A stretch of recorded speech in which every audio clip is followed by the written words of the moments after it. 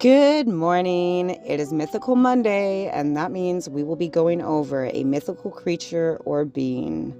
My name is Jess, and together we will learn about these mythical creatures and beings. These videos are strictly made for entertainment purposes. For ways to support this channel, look in the description below. And if you have a mythical creature or being that you want to learn more about, drop a comment below about the mythical creature or being, and I will see what I can do about making a video about that mythical creature or being. Today on Mythical Mondays, we are talking about wood nymphs. These creatures can be called different names, such as wood nymphs, forest nymphs, or dryads. For the simplicity of this movie, I shall refer to them as wood nymphs. There are no such things as a male nymph. The fauns and satyrs are considered to be the mates to wood nymphs. Although wood nymphs only mate with fauns and or satyrs, nymphs are considered to be very promiscuous, with any to catch the wood nymph's eye.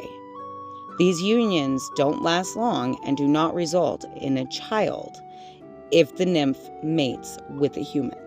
Greek mythology describes wood nymphs as young, beautiful women, always on the hunt for a new lover, while helping the plants and trees to grow and thrive. Besides being able to help plants grow, wood nymphs are also able to cast protective barriers to help protect the area or plants that the wood nymph wants protected. Folklore claims that wood nymphs have the ability to heal themselves, other creatures, and even humans. These stories claim that it is due to this healing ability that wood nymphs were able to heal other plants and even force plants to grow abnormally fast. Most folklore claims wood nymphs have brown, hazel, or green eyes. However, different types of nymphs have different colored eyes, with claims that hair colors come in every shade of blonde, brown, black, and red hair, with some tales saying wood nymphs have hair like the leaves of the plants the nymph usually tends to. Many tales claim wood nymphs can shapeshift and are able to accurately divine the future. With being able to shapeshift, that power alone would make most people think wood nymphs would be considered as a fairy creature or included as a creature from the fairy world. Some stories claim that wood nymphs have connections to either fairies or pixies, but even if nymphs are related to fairies or pixies, there are some who claim that wood nymphs are more of a corporeal form of earth spirits, thus disqualifying wood nymphs as a fairy creature. There are other folklore and stories that claim wood nymphs are able to mate with other creatures or beings within the fairy realm, and even mate with humans, although that was considered extremely rare.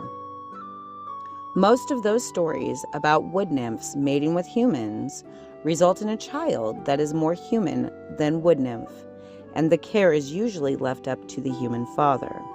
These children are usually really good with garden care. These stories also claim that with mating any creature between the wood nymphs and within the fairy realm, there is a 50-50% chance of being either a wood nymph or whatever being from the fairy realm who fathered the baby. When looking into what a wood nymph would eat, in most stories, wood nymphs enjoyed a food called ambrosia, which was considered one of the only suitable foods for the gods and goddesses within the Greek pantheon to consume. This made ambrosia very popular for wood nymphs and other mythical creatures and beings, both within the fairy realm and for those mythical beings and creatures who are not considered part of the fairy world.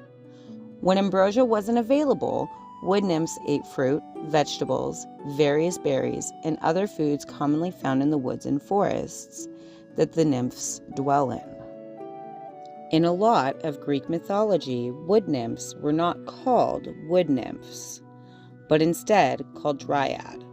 When looking into the stories about Dryads in Greek mythology, I found that most of the stories call wood nymphs Dryads from the belief that Dryads were tree spirits, usually oak trees. We get the word Dryad from the Greek word dryazi, which means oak. Some stories include water nymphs with some dryads. These water nymphs were called naiads. These particular creatures were often portrayed as almost a hybrid between wood nymphs and regular water nymphs, due to naiads taking care of lakes and forestry, rivers, tending to the trees and plants close to those bodies of water. One of the most famous wood nymphs was named Daphne. In this story, the god Apollo, who had been chasing Daphne, Apollo chased Daphne because Apollo desired Daphne, who was regarded as one of the fairest creatures of the land. When Daphne had gotten tired of being chased, she transformed into a laurel tree to escape the desires of Apollo, the Greek god of music, hunting, and poetry. In the stories about Daphne, we can clearly see that being beautiful or desired by a god is not always wanted or desired by everyone, mythical being or human. This story also tells us of how far even a god would go to gain their heart's desire. This story also explains to us just how strong a nymph's powers are. Daphne's ability to not only transform into a tree, but her ability was strong enough to fool even a god. There are 3 kinds of wood nymphs, each having their own ability. As we have discussed, Daphne, her particular type of nymph, is called Daphnes. These nymphs are always attached to a laurel tree, which symbolized victory and achievement, which is part of why laurel tree leaves were used in ancient Greece. Laurel wreaths were used to show victory in the Olympic Games. Laurel wreaths had also been used to crown emperors after winning battles. Another kind of nymph is called Dryads, which had 2 distinct groups. One group is called Nereids, said to inhabit salt water, with some stories calling Nereids a salt water spirit, while other stories give Nereids a corporeal form. Nereids are said to be the daughters of Nereus and Doris. Nereus is called Old Man of the Sea, who was the oldest son of Pontus, who is one of the personifications of the sea. Doris is said to be the daughter of Oceanus, who was considered the goddess of the water around the world. Naiads were the other group. These creatures tended to inhabit fresh waters, such as lakes, rivers, and streams. The daughters of Potami, who was considered a river god. This connection also lets us know that the Titans, Oceanus and Theseus, are the grandparents of naiads. Other creatures that are considered to be part of nymphs are called hamadryads. These particular creatures were tied to a single tree. The tree varies in each story, but most hamadryads were said to be found in sacred groves. Another branch of nymphs was called Milii. These nymphs protected and stayed around and with ash trees, created by the blood of Uranus and Cronus. Though, more often than not, these creatures are all mixed up together. Most of these nymphs are cousins or related in some way, shape, or form. However, each of these creatures do have similar powers and overlapping areas of residency. None of these nymphs are the same. During the time that these stories were told, there was no such thing as a TV or a phone. Entertainment was done through stories by bards, and as such, a form of entertainment. These stories got changed, adapted, and added to, and sometimes details were lost altogether.